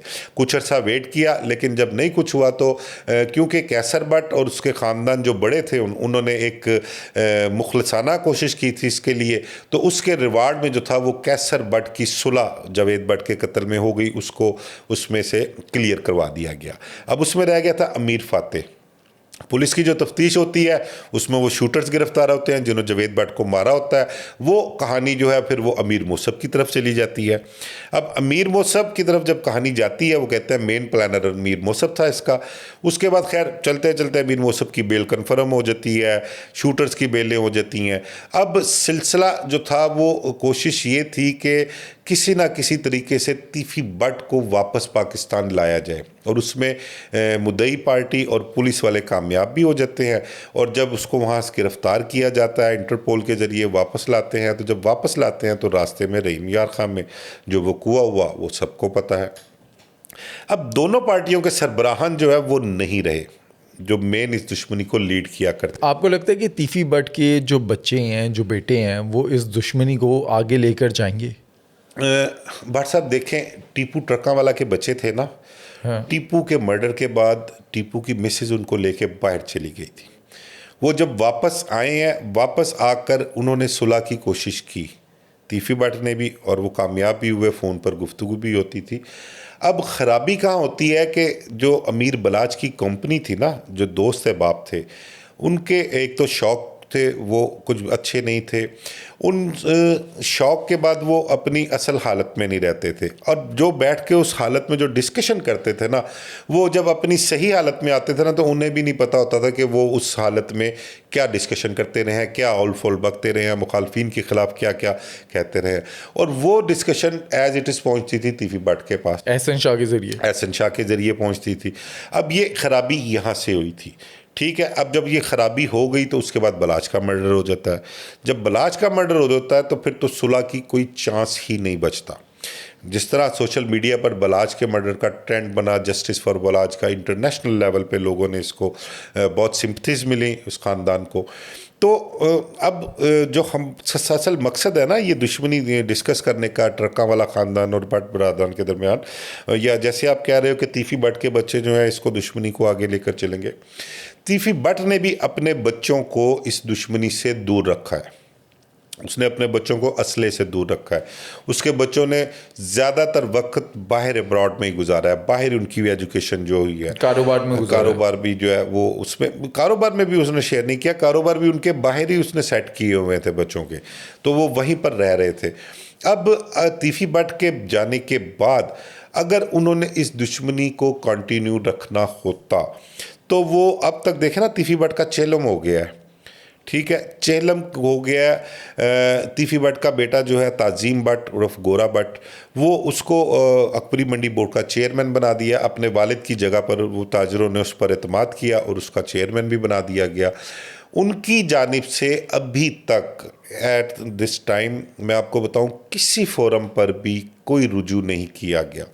डॉक्यूमेंटेशन के ज़रिए कहीं कोई सिंगल एप्लीकेशन भी नहीं है कि हमारे वालिद को, तीफी बट को पुलिस मुकाबले में मारा गया, पुलिस हिरासत में मारा गया, या जो वक़ूआ बनाया गया वो झूठा है। इस हवाले से अभी तक किसी फोरम पर कोई भी आवाज़ नहीं उठाई गई। वो क्यों नहीं उठाई गई? एक तो आपको बताऊं कि रियासत से लड़ना जो होता है ना वो बहुत ही मुश्किल होता है। रियासत के अगेंस्ट बंदा नहीं जा सकता, और जो आजकल का दौर है, जब रियासत जो है वो बदमाशों के, जुराइम पेशा अफराद के खिलाफ इतनी एग्रेसिवली खेल रही हो, इतनी एग्रेसिवली एक्ट कर रही हो, तो वो उसके अगेंस्ट कोई भी नहीं जा सकता। और वैसे भी गोगी बट को सेफ रखने के लिए ये ज़रूरी भी है। देखें ना, अब इसमें इनकी तरफ से जो है ना, एक वजह आपको मैं ये भी बताऊं, एक मेन फैक्टर ये गोगी बट का, गोगी बट जो था वो अमीर बलाच के कत्ल में अपना, अब तो जाहिर बात है उसमें बेल कैंसिल हो गई है उसकी। गोगी बट था इसमें बेकसूर, लेकिन उसको गुनहगार लिख दिया गया। एक तो ये तलवार लटक रही है। दूसरा, तीफी बट का जो बेटा है तादील बट, ठीक है, वो बाहर है, वो ना अपने वालिद के जनाजे में शरीक हो सका, ना कुलों पे ना चेलम पे। वजह क्या है कि तादील बट को सप्लीमेंट्री स्टेटमेंट में अमीर बलाच के कत्ल में जो है वो नामजद किया गया है। अब ये दो चीज़ें जो हैं ये एक बड़ा मैटर करती हैं इस हवाले से। अब अगर ये कुछ एक्टिविटी ऐसी शो करते हैं अपनी कि हमने कोई कार्रवाई करनी है या हमने कोई किसी फोरम से रुजू करना है या इंटरनेशनल फोरम से या लोकल पाकिस्तान में ही कहीं का एप्लीकेशन देनी है, जब ये एप्लीकेशन देंगे तो ज़ाहिरी बात है अब वो तादील बट और गोगी बट की गिरफ्तारी के लिए जो बाकी यहाँ पर फैमिली मेम्बरान हैं उन पर भी ज़िंदगी तंग की जाएगी। एक ये बड़ा फैक्टर है जिसकी वजह से हम समझते हैं कि ये किसी फोरम पर रुजू क्यों नहीं किया जा रहा। और दूसरी तरफ जो ट्रका वाला ग्रुप है, इस टाइम पे जावेद बट के जो कातिल हैं उनकी तलाश जारी नहीं है। मैं उसी तरफ आ रहा हूँ कि अब इधर से तीफी बट जो ग्रुप है ना, इनकी तरफ से जो आवाज़ उठाई जा रही है सोशल मीडिया पर, वो उठाई जा रही है बजरिया जावेद बट का बेटा हमजा बट। हमजा की जानिब से आवाज़ उठाई जा रही है और ये कहा जा रहा है कि हमें भी इंसाफ फराहम किया जाए, बिल्कुल वैसे ही जिस तरह से अमीर बलाच को इंसाफ दिया गया है। यानी कि उनका कहना यह है कि जो क्राइटेरिया गवर्नमेंट की जानिब से, सीसीडी की जानिब से सेट किया गया है, हमें भी उसी क्राइटेरिया के मुताबिक इंसाफ फराहम किया जाए। अब वो इंसाफ किस मद में फराहम किया जाए, वो शूटर जो हैं उनको लाया जाए, अमीर फाते को लाया जाए, अमीर मौसफ को लाया जाए, तो उनके साथ वो एक्ट किया जाए जो तीफी बाट के साथ किया। मेन मकसद जो उनका है वो ये है। उनका ये कहना है कि जो इन्होंने ट्रेंड सेट किया है ना सीसीडी ने, तो हमें भी उसी मेयार के मुताबिक इंसाफ फराहम किया जाए। अब जब सोशल मीडिया पर जावेद बट के इंसाफ के हवाले से उसका बेटा आवाज़ उठाता है तो फिर पुलिस को भी थोड़ी सी होश आती है, पुलिस को भी को थोड़ा सा हिलजुल करने का जो है वो अपना ख्याल आता है और 2 रेड्स किए जाते हैं ट्रका वाला ख़ानदान के अपना अड्डे पर। वहाँ पर पहले रेड में 3 लोगों को गिरफ्तार करके लाया जाता है और मीनवाइल पता लगता है कि उन 3 लोगों को छुड़वाने के लिए जो थे, एक कोई वकील साहब हैं गुजरांवाला से, उनका ताल्लुक है समी बट, और एक गालबंद रिजवान साहब हैं, उनका शालमी बोट ताजर ग्रुप जो है उनसे ताल्लुक है। ये जाके पुलिस अफसरान से मिलते हैं और फिर अमीर मौसफ की बात भी करवाते हैं पुलिस अफसरान से फ़ोन पर, और वो कहा जाता है कि हमें कोई हफ्ते 10 दिन का टाइम दिया जाए, हम जो है अमीर फाते के हवाले से जो इश्तिहारी है रजिस्टर 4 का जावेद बट के कत्ल में, उस हवाले से ये कहते हैं कि हम उसको सरेंडर करवाते हैं, कोर्ट में ज़मानत करवा के पेश होते हैं या वैसे पेश होते हैं, तो हमें हफ्ते 10 दिन का टाइम दिया जाए। जब वो मुद्दत ख़त्म होती है तो पुलिस दोबारा रेड करती है अड्डे पे और ये कहा जाता है कि अड्डे को सील कर दिया गया है और सख्ती से कहा गया कि अगर अड्डा दोबारा खोला तो FIR दर्ज करवाई जाएगी। लेकिन नेक्स्ट डे पता लगता है कि अड्डा खुला भी हुआ है, वहाँ पर काम भी हो रहा है और गिरफ्तारी जो है कोई भी नहीं आई और अभी तक स्टिल ना अमीर फाते का कुछ पता लगा है, ना उस आरफ भट्टी का पता है। आरफ भट्टी के मुतल्लिक तो पुलिस अफसरान भी ये कहते हैं कि यार हमें तो ये भी श्योर नहीं है कि वो ज़िंदा है भी या नहीं है। ये भी पुलिस अफसरान का मतलब कि ऑफ द रिकॉर्ड जो है वो गुफ्तगू ये करते हैं कि हमें नहीं इस चीज़ का पता, कन्फर्म नहीं है कि वो ज़िंदा भी है अभी तक। ये आरफ भट्टी का स्टेटस जो है उसके मुतल्लिक अगर इनसे ट्रका वाला ख़ानदान से पुलिस अफसरान पूछते हैं तो वो कहते हैं हमें नहीं इल्म उसका, हम नहीं जानते, हमने तो ये प्लान ही नहीं किया, आरफ भट्टी तो ऐसे ही किरदार बीच में डाला हुआ है। ये सारी गुफ्तगू जो है वो अभी तक करते हैं। तो असल मकसद जो है ना हमारा मकसद ये है कि यार ये इस दुश्मनी में भी कोई, मेरा ख्याल है कोई 20 लोग कत्ल हो चुके हुए हैं। अब वो कुछ गनमैन कह लो, कुछ बाहर के लोग कह लो, लेकिन इन दोनों ख़ानदानों के जो इस दुश्मनी के नतीजे में कत्ल हुए हैं ना, वो 4 कत्ल हैं। अमीर बलाच, टीपू, तीफी बट, जावेद बट, ये 4 कत्ल इन दोनों फैमिली के, दोनों ख़ानदानों के हैं। अब दोनों के सरबराहान भी नहीं रहे। अब अगर पुलिस ये चाहे, रियासत ये चाहे कि इनकी सुलह करवानी है तो देखें दोनों के सिरों पर तलवार लटक रही है।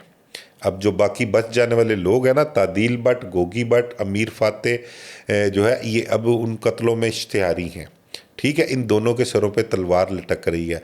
अगर पुलिस और रियासत चाहे तो इन ख़ानदानों को इकट्ठा करके, इनको अल्टीमेटम दे के, इनको डरा के, डंडे से इनकी सुलह करवा सकती है और कुछ मतलब कि इसमें नहीं हर्ज के इनकी सुलह ना हो, कोई भी जो है वो इससे इनकार नहीं कर सकता। पहले जो इनकार की वजह थी ना, अमीर मौसफ की तरफ से जो इनकार किया जाता था, उसकी वजह ये थी कि मैं अपने भाई के बच्चों को, अपनी फैमिली के लोगों को क्या जवाब दूंगा। वो मेरे से जब सवाल करेंगे कि हमारे बाप के कातलों से सुलह क्यों कर ली, तो मैं क्या जवाब दूंगा।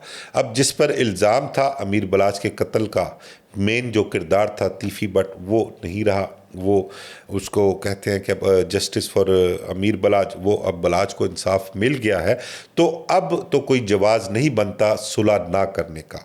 अब अगर रियासत चाहे तो ये 1 घंटे का काम है, लेकिन रियासत क्या, अब जो पुलिस अफसरान है पता नहीं वो भी चाहेंगे कि नहीं चाहेंगे कि ये सुलह हो या ना हो। अब इनकी दुश्मनी में रेजिस्टेंस किस साइड से है? क्या तीफी बट के जो बच्चे हैं उनकी तरफ से है या टीपू के बच्चों की तरफ से है? रेजिस्टेंस कोई भी, देखो ना आप, इधर से तीफी बट के ख़ानदान से ले लें, उधर टीपू ट्रकावाला के ख़ानदान से ले लें, तीफी बट के मुकाबले के बाद नॉट अ सिंगल स्टेटमेंट ट्रकावाला ख़ानदान की तरफ से आई।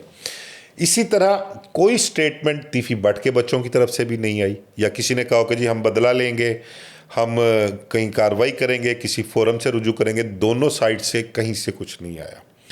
और ये अभी अपना जो तीफी बट का चेलम हुआ है, वो मैं गया था चेलम पे, वहाँ पे मैं देखा, वहाँ पर एक जो खौफ था ना कुलों पर और जनाजे पर, वो जो खौफ की फ़िज़ा हमने वहाँ पर देखी थी, वो मुझे चेहलम पे जो है वो नज़र नहीं आई। वहाँ पर ऐसा लगा जैसे खौफ के बादल जो हैं वो छट चुके हैं, और लोग जो हैं वो अपनी मर्ज़ी से और अपने कह लें कि टाइम जो वहाँ पर दिया लोगों ने, वहाँ पर अपनी मर्ज़ी से टाइम दिया उन्होंने, क्योंकि एक तो टाइम गुजर गया, और अब तक लोगों को ये चीज़ भी मेरे ख्याल से जो मैंने ऑब्ज़र्व किया है कि लोगों को, जो दोनों तरफ के ताल्लुकात वाले लोग हैं ना, शहरदार जो हैं, अब ज़ाहिरी बात है कि इन लोगों के ताल्लुकात वसी हैं, पूरे शहर में इन लोगों के ताल्लुकात हैं।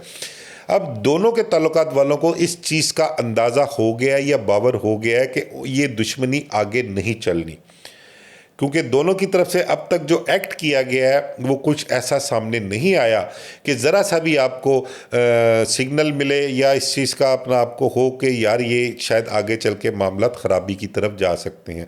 अब किसी के अंदर घुस के किसी के दिल में क्या चल रहा है वो आप नहीं कह सकते, उसके मुतल्लिक आप कुछ नहीं बयान कर सकते, लेकिन जो ज़ाहिरी तौर पर चीज़ें नज़र आ रही हैं ना, उन चीज़ों के मुताबिक नहीं लगता कि ये दुश्मनी जो है उसको आगे लेकर चला जाएगा। ख्वाजा अजहर गुलशन जो हैं उनका क्या स्टेटस है? वो साइड पे हट गए हैं? क्योंकि एक टाइम पे तो हम देख रहे थे वो कहते हैं वो FIR कटवाएंगे।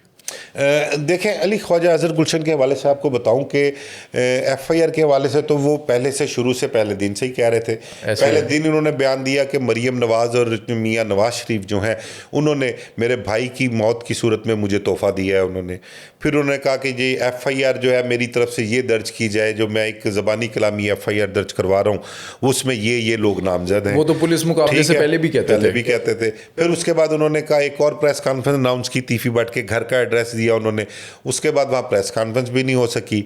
ठीक है, फिर उन्होंने एक वॉइस नोट जारी कर दिया कि जी मैंने प्रेस कॉन्फ्रेंस करनी थी, मैंने इसमें एक नाम ऐड करना था जो मेरे भाई के कत्ल में है, वो IG पंजाब का नाम उन्होंने दे दिया उसमें। ठीक है, तो वो फिर उन्होंने कहा कि जी मुझ पर प्रेशर डाला जा रहा है प्रेस कॉन्फ्रेंस ना करने के लिए, मेरे भाई के बेटों पर प्रेशर डाला है कि ये प्रेस कॉन्फ्रेंस ना की जाए। तो उन्होंने फिर कहा कि जी बड़े अच्छे तरीके से खूबसूरत अल्फाज में उन्होंने इसका अख्ताम किया, वाइंड अप किया या फेस सेविंग की उन्होंने, कि मुझे अपने भतीजों का, अपने भाई के बेटों का ताया अब्बू बनना था और मैंने ताया अब्बू बन के दिखाया। ठीक हो गया, लेकिन बीच में मामलात जो थे वो और थे। तीफी बट की ज़िंदगी में ख्वाजा अजहर गुलशन से उनके ताल्लुकात जो थे वो बेहतर नहीं थे, और इन्हीं की वजह से गोगी बट के और तीफी बट के ताल्लुकात जो है वो भी अच्छे नहीं रहे थे। वो 3-4 साल गोगी बट की तीफी बट से बातचीत भी नहीं रही। ठीक है, अब ये चीज़ें सारी दुनिया को पता है, सारे शहर को पता है ये मामला जो थे। अब माजी में ख्वाजा अजहर गुलशन साहब ने जो किया था, इश्तिहार छपवाया था, आपको याद होगा। ठीक है, वो भी मामला सबके सामने आए थे। तो अब इस हद तक जब आपस में आपकी चपकलिश हो, रंजिश हो, और आप को किस तरह कोई अपना बड़ा बना सकता है, कौन किस तरह से, मतलब कि तीफी बट के बच्चे तो नहीं चाहेंगे कि हमारे वालिद से, जिनके हमारे ताया अब्बू के ताल्लुकात ठीक नहीं थे, उनके हाथ में ही सारी बागडोर दे दी जाए, हमारे बाप का जो मामला थे सारे वो उनके झोली में डाल दिए जाएं।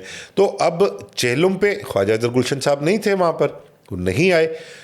लोग सवाल भी कर रहे थे, बल्कि कई मेरे वहाँ पर व्लॉगर्स से उन्होंने इंटरव्यू भी किया, और हर व्लॉगर्स ने यही सवाल सामने रखा, जी ख्वाजा अजहर गुलशन साहब नज़र नहीं आ रहे, वो क्यों नहीं आ रहे? भाई हम तो भाई किसी मसलियत के तहत नहीं आए होंगे, या यहाँ पर भी उनको कुछ लग रहा होगा कि मुझे अपने भतीजों का ताया अब्बू बनना है, तो शायद उस ताया अब्बू बनने की मसलियत से वो ना आए हो। तो इनके फैमिली में मैटर जो थे ख्वाजा अजहर गुलशन साहब के और तीफी बट साहब के, इनके आपस में वो डिस्टर्ब ही रहे हैं। तो शायद उस डिस्टर्बेंस की वजह से उनको कहा गया हो कि ना आए आप, या वो खुद से ना आए हों। तो ये मामला जो हैं इनके इस तरह से चल रहे हैं। जिस तरह से वो राजपूतों और जटों के दरमियान सुलह हुई है ना, ये सुलह होना भी कोई मसला नहीं है, ये सुलह हो सकती है डंडे के जोर पे। डंडे के जोर पर। डंडे के जोर पे देखें ना, अब अमीर फाते भी FIR में नामजद है, गोगी भट्ट है, तादील भट्ट है। ये अब जो एक जवाज़ बनाया गया था ना इनकार का कि ये सुलह नहीं हो सकती, अब वो जवाज़ भी ख़त्म हो चुका हुआ है। अब अगर चाहें तो ये सुलह हो सकती है, उसी सूरत में हो सकती है जब रियासत चाहे, जब हुकूमत चाहे। अदरवाइज़ जो लोग हैं ना इर्द गिर्द के लोग, या माजी की तरह जो पुलिस अफसरान का किरदार इस दुश्मनी के हवाले से रहा है, अगर वो अपना किरदार अदा करेंगे तो इस दुश्मनी को तूल ही मिलेगा, हवा ही मिलेगी। और ये लोग बेशक खुल खुलाकर किसी के सामने कोई बात ना करें दुश्मनी के हवाले से, लेकिन इनका जब कहीं भी दाल लगेगा मुस्तकबिल में, चाहे ये लोग बाहर मुल्क से बाहर चले जाएं, दोनों ख़ानदानों के जो अब सरबराह हैं बाहर बैठकर ये इस दुश्मनी को निभाएं, एक दूसरे के खिलाफ कोई कार्रवाइयाँ करें। एक चीज़ आपको बताऊं कि इस दुश्मनी में ना मैं कोई अरसा को 30 साल से ये दुश्मनी देख रहा हूँ। मैं इन दोनों ख़ानदानों के बड़ा करीब भी रहा हूँ, मेरा ताल्लुक़ भी रहा है। कभी इन दोनों ख़ानदानों की तरफ से किसी के फैमिली मेंबर पे, किसी के रिश्तेदार पे अटैक नहीं किया गया, दोस्तों पर अटैक नहीं किया गया। जावेद भट्ट का जो कत्ल हुआ उसमें उसकी बीवी जो है वो ज़ख्मी हुई, उनकी जो अपना बेटी थी वो भी साथ थी उसके। तो वो अटैक जो था ना हमारे लिए बड़ा हैरान कुन भी था, और हमें ये था कि इसके बाद जो है ना मामला बहुत ख़राबी की तरफ जाएंगे, क्योंकि इससे पहले कभी इन दोनों ग्रुपों की जानिब से किसी फैमिली मेंबर को हिट नहीं किया गया था, किसी उसूल थे। लेकिन जब ये काम हुआ ना तो इसके बाद हमने कहा लो जी हुनते काम जो है ना बड़े ख़राबी वाल जाएंगे। तो ये सुलह हो सकती है और हो भी अगर चाहिए, रियासत चाहे, और होनी भी चाहिए। मैं अपने हर प्रोग्राम में जब कभी मेरी किसी से बात हुई है मैंने इस चीज़ को प्रमोट किया, और इदारों से भी रिक्वेस्ट की है, हुकूमत से भी रिक्वेस्ट की है, दोनों ख़ानदानों के आगे रिक्वेस्ट रखी है कि अपने बच्चों का मुस्तकबिल जो है उसको सिक्योर किया जाए। नौजवान हैं दोनों तरफ, और सारी ज़िंदगी उनके पास पड़ी है, और कारोबार हैं, पढ़ाइयाँ हैं, आगे उनके बच्चों का मुस्तकबिल है। आने वाली नस्लों को सिक्योर कर लें, इस दुश्मनी को यहाँ पर ख़त्म कर लें।